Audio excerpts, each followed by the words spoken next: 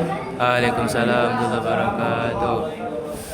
Baiklah, di sini saya Hadayul Fanadira akan membacakan 30 soal tentang studi Al-Quran. Soal pertama yaitu apa yang dimaksud dengan ilmu Al-Quran? Ilmu Al-Quran adalah ilmu-ilmu yang membahas segala hal tentang Al-Quran seperti sejarah turunnya ayat, cara membacanya, dan penafsiran hingga hukum yang terdapat di dalamnya. Yang kedua yaitu mengapa ulumul Quran dianggap sebagai dasar penting dalam memahami Al-Quran secara mendalam?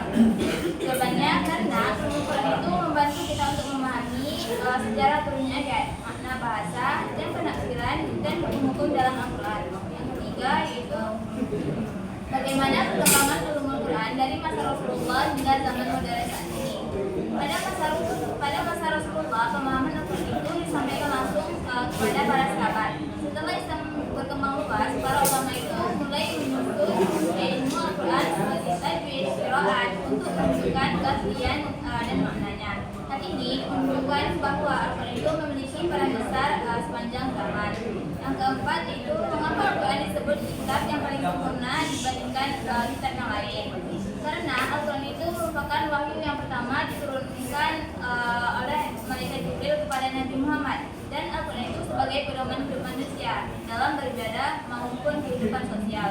Yang kelima yaitu bagaimana Al-Quran menjawab masalah kehidupan manusia dengan memberikan petunjuk tentang moral, kehidupan ilmu, keadilan ilmu pengetahuan, dan hubungan sosial. Yang keenam itu bagaimana Al-Quran menggambarkan pentingnya keseimbangan antara pendidikan ilmu pengetahuan dengan pendidikan akhlak dalam kehidupan manusia.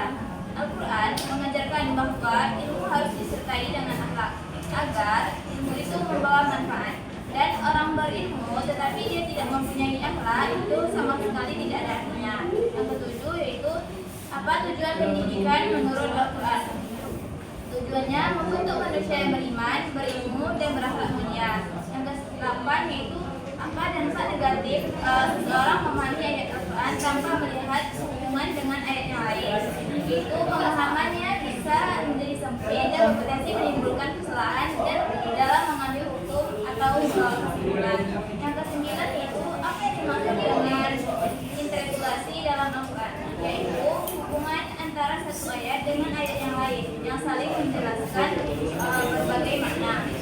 Yang ke-10 yaitu apa manfaat perumpamaan dalam Al-Quran. Manfaatnya yaitu untuk membantu kita untuk menjelaskan hal abstrak yang menjadi lebih nyata dan mudah dipahami.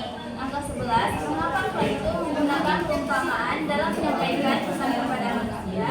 Karena perumpamaan itu memudahkan manusia untuk memahami hal yang sulit dengan contoh yang dekat dengan kehidupan sehari-hari. Yang ke-12 yaitu mengapa pengetahuan asbab nuzul sangat penting dalam memahami kandungan ayat Al-Quran. Karena asbab nuzul itu membantu menjelaskan latar belakang turunnya ayat sehingga makna ayat dapat dipahami sesuai konteks. Yang ke-13 itu apa yang dimaksud dengan asbab nuzul, yaitu sebab atau peristiwa yang melatar belakangi turunnya ayat tersebut. Yang ke-14 mengapa Al-Quran menjadi sumber hukum utama dalam Islam? Karena Al-Quran itu merupakan wahyu yang Al-Quran itu merupakan wahyu dari Allah dan menjadi pedoman hidup bagi manusia. Yang ke-15 bagaimana Al-Quran mengatur hubungan manusia dengan Allah dan sesama manusia. Al-Quran mengatur tentang ibadah, akhlak, muamalah, dan berbagai aturan sosial agar kehidupan manusia tetap berjalan harmonis. Yang ke-16 mengapa konteks sejarah penting dalam memahami ayat Al-Quran? Karena banyak ayat yang turun sebagai jawaban atas peristiwa tertentu yang terjadi pada masa Rasulullah. Yang ke-17 apa hikmah adanya berbagai qiraat dalam Al-Quran? Hikmahnya itu untuk memudahkan umat Islam dari berbagai suku dan dialek dalam membaca Al-Quran. Yang ke-18 mengapa ilmu qiraat menjadi salah satu cabang dari dalam ilmu Quran? Ilmu qiraat penting karena mempelajari berbagai cara membaca Al-Quran yang diriwayatkan langsung oleh Rasulullah SAW. Perbedaan bacaan dalam qiraat tidak mengubah isi Al-Quran, tetapi justru memperkaya makna dari Al-Quran tersebut. Yang ke-19 mengapa Al-Quran dianggap sebagai mukjizat terbesar dari Nabi Muhammad dibandingkan dengan mukjizat Nabi sebelumnya? Karena mukjizat Al-Quran itu tidak hanya berlaku pada masa tertentu, tetapi dapat dirasakan hingga sekarang. Keindahan bahasanya, kandungan ilmu pengetahuan, dan hukum serta berita gaib dalam Al-Quran menjadi bukti bahwa kitab ini berasal dari Allah yang tidak dapat ditandingi oleh siapapun.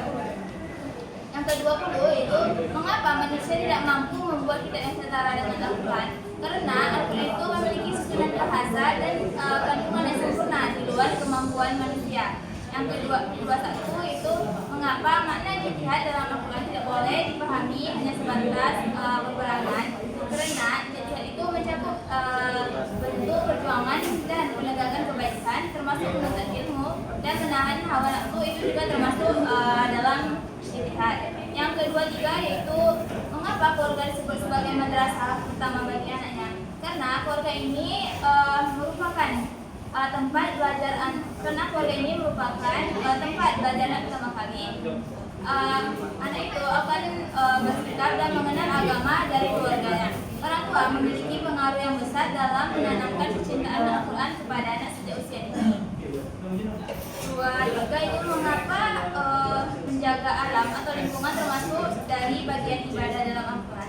Karena menjaga lingkungan berarti menjaga ciptaan dari Allah dan mencegah kerusakan yang dapat merugikan makhluk dalam hidup lainnya. Islam itu mengajarkan kebersihan, keimanan, dan tanggung jawab terhadap alam. Yang keempat itu bagaimana penerapan etika lingkungan dalam kehidupan sehari-hari dengan cara menjaga kebersihan, menghemat air, tidak membuang sampah sembarangan, melestarikan tumbuhan, dan menggunakan sumber daya alam dengan bijak. 25. Apa tantangan terbesar dalam mempelajari Al-Quran di era diskusi digital? Banyaknya informasi agama yang belum tentu benar, serta munculnya ustaz atau konten agama tanpa adanya dasar ilmu yang kuat. Hal ini dapat menyebabkan kesalahpahaman dalam memahami ajaran Islam. Yang ke-6 itu mengapa pendidikan akhlak menjadi salah satu fokus utama dalam ajaran Al-Quran? Karena akhlak yang baik merupakan dasar terciptanya kehidupan masyarakat yang damai dan harmonis. Al-Quran mengajarkan manusia untuk memiliki sifat jujur, rendah hati, dan saling menghormati antara satu sama lain. 27. Bagaimana cara orang tua menanamkan kecintaan Al-Quran kepada anak di tengah perkembangan teknologi yang modern saat ini? Orang tua dapat membiasakan anak mendengar Al-Quran, mengajak berbagi bersama, dan mengawasi kegunaan teknologi agar tetap bermanfaat dalam pelajaran agama. 28. Bagaimana konsep takdir dalam Al-Quran menjelaskan hubungan antara kekuasaan Allah dengan usaha manusia dalam menentukan masa depannya? Al-Quran menjelaskan bahwa Allah telah menetapkan segala sesuatu, namun manusia tetap diperintahkan untuk berusaha dan berikhtiar. 29. Bagaimana cara memanfaatkan media digital secara bijak dalam kajian digital dengan memiliki sumber terpercaya dan tetap belajar kepada guru atau kepada orang yang memiliki ilmunya lebih luas.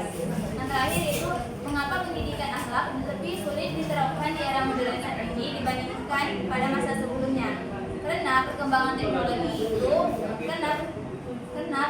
teknologi dan pergaulan bebas membuat banyak pengaruh negatif mudah masuk ke kehidupan remaja. Oleh sebab itu pendidikan akhlak harus diperkuat melalui keluarga, sekolah, atau lingkungan sekitar. Baiklah, ini saja yang dapat saya sampaikan. Wassalamualaikum warahmatullahi wabarakatuh.